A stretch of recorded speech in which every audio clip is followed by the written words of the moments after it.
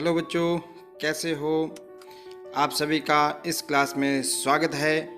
प्यारे बच्चों, जैसा कि आपको मालूम है, पिछली क्लास में हमने इस पाठ का भाग 1 पढ़ा था, जिसमें कि हमने इस कविता को संगीतमय तरीके से पढ़ा था और साथ साथ इसका एक सरलार्थ भी किया था, उसकी व्याख्या भी की थी।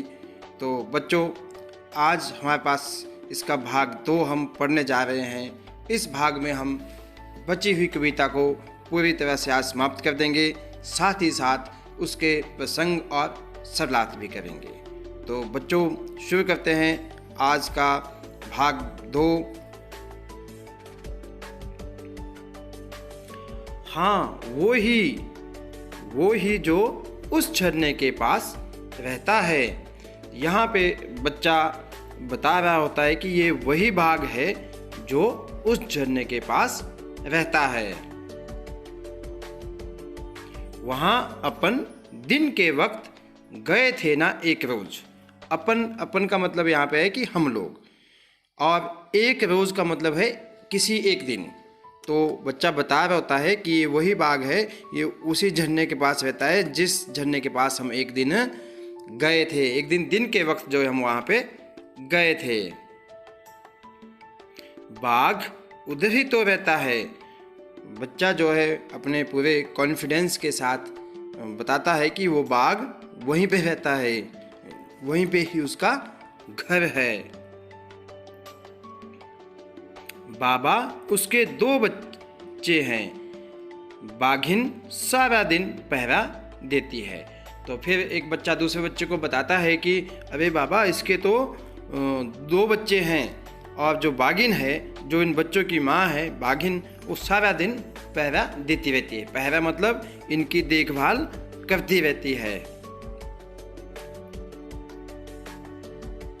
बाघ या तो सारा दिन सोता है या बच्चों से खेलता है। यहाँ पर बच्चा अपनी कल्पना से बता रहा है कि बाघ जो है या तो सारा दिन वह सोया रहता होगा, या फिर अगर सोता नहीं है तो अपने बच्चों से खेलता है। दूसरा बालक बोला, बाघ कहीं काम नहीं करता क्या? ना किसी दफ्तर में, ना कॉलेज में। तो जो दूसरा बच्चा था, उसके साथ बालक था, वो बोलता है कि क्या बाघ हमारे मम्मी पापा की तरह कोई काम नहीं करता है? क्या वह किसी भी दफ्तर में नहीं जाता या फिर किसी कॉलेज में नहीं जाता है? छोटू बोला। छोटू दूसरे बच्चे का नाम है। स्कूल में भी नहीं? छोटू हैरानी के साथ बोलता है कि क्या बाघ जो है वो स्कूल में भी नहीं जाता? 5 साला बेटू ने हमें फिर से आगाह किया। यहाँ साला का मतलब है साल, और बेटू जो है दूसरे बच्चे का नाम है। एक का नाम छोटू है, एक का नाम बेटू है। 5 साल के बेटू ने हमें फिर से आगाह किया, हमें सचेत किया कि एक हिसाब से हमें चेतावनी दी कि बाहर जो है बिल्कुल नहीं जाना है। अब रात को बाहर होकर बाथरूम ना जाना। कि वो बोला है कि जब हमें रात को बाथरूम आता है तो हम बाहर जाते हैं, तो अब आज से बाहर बिल्कुल भी नहीं जाना है, क्योंकि बाहर जो है बाघ है। वो इधर से निकला, उधर चला गया।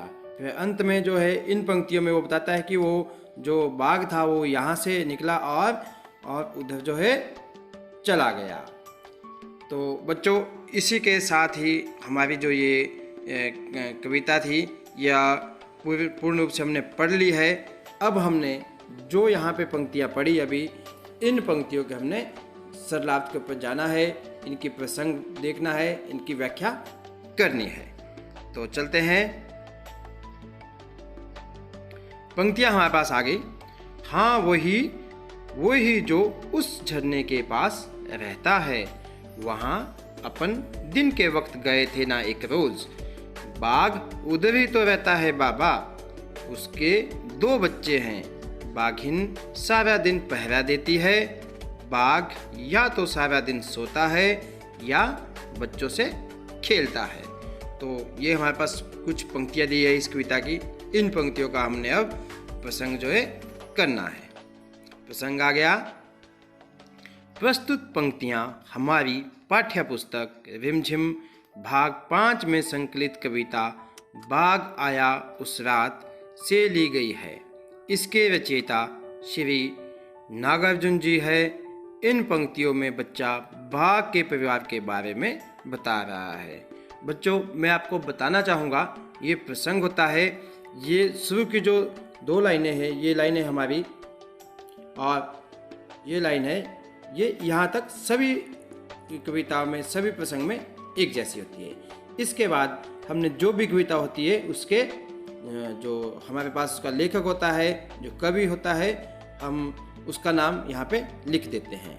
और फिर ये जो अंतिम लाइन यहाँ पे लिखी गई है, ये अंतिम लाइन जो भी हमारे पास इन पंक्तियों में लिखा होता है, उन पंक्तियों के बारे में हम यहाँ पे इस लाइन में लिखते हैं कि ये इन पंक्तियों के बारे में क्या बता रहा है। अब चलते हैं इसके सरलार्थ की ओर। व्याख्या, जिसको हम बोलते हैं व्याख्या आ गई। इन पंक्तियों में बच्चा बता रहा है कि वही बाघ है जो उस झरने के पास रहता है जहां हम एक दिन गए थे। वह बाघ उधर ही अपने 2 बच्चों के साथ रहता है। बाघिन सारा दिन उन बच्चों की देखभाल करती है तथा पहरा देती है।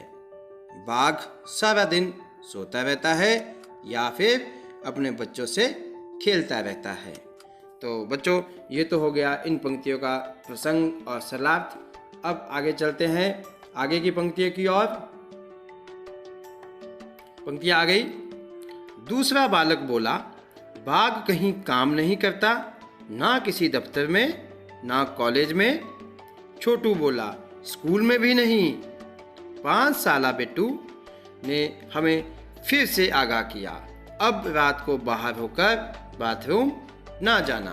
तो बच्चों, ये जो पंक्तियां हैं, अब हमने इनका भी सरलार्थ करना है। उसके बाद फिर हमारे पास पहले प्रसंग करेंगे, उसके बाद उसका सरलार्थ करेंगे। तो चलते हैं प्रसंग की ओर। प्रसंग आ गया। प्रस्तुत पंक्तियां हमारी पाठ्य पुस्तक रिमझिम भाग 5 में संकलित कविता बाघ आया उस रात से ली गई है। इसके रचयिता श्री नागार्जुन जी है। इन पंक्तियों में बच्चा बाघ के काम करने के बारे में बता रहा है। तो व्याख्या की ओर चलते हैं। व्याख्या आ गई। इन पंक्तियों में दूसरा बच्चा, जिसका नाम छोटू है, पहले बच्चे से पूछता है कि क्या बाघ हमारे पापा की तरह कहीं काम नहीं करता, किसी दफ्तर में या कॉलेज में या कहीं और जगह। छोटू फिर पूछता है कि क्या बाघ किसी स्कूल में भी काम नहीं करता। उसी समय 5 साल के बेटू ने आगाह करते हुए कहा कि बाघ कभी भी आ सकता है, इसलिए अब रात को बाथरूम आदि करने के लिए बाहर मत निकलना। तो प्यारे बच्चों, ये तो थी हमारी कविता, जिसको हमने संगीतमय तरीके से भी पढ़ा और उसके शब्द अर्थों के बारे में भी जाना। उसके साथ साथ हमने इसके प्रसंग सहित सरलार्थ भी किए। और इसी के साथ हमारी यह कविता पूर्ण रूप से आज समाप्त होती है। अब बारी आती है आज के गृह कार्य की, आज के होमवर्क की। तो चलते हैं होमवर्क की तरफ। पाठ का नाम बाघ आया उस रात। गृह कार्य। प्रश्न 1, निम्नलिखित पंक्तियों को पढ़कर प्रश्नों के उत्तर दें। पंक्ति आपके सामने आ गई। इन पंक्तियों को पढ़ के इन प्रश्नों के उत्तर आपने देने हैं। बाघिन सारा दिन क्या करती है? ख, बाघ के कितने बच्चे हैं? ग, बाघ कहाँ पर रहता है? प्रश्न 2, निम्नलिखित पंक्तियों की सप्रसंग व्याख्या करो। पंक्ति आपके सामने आ गई।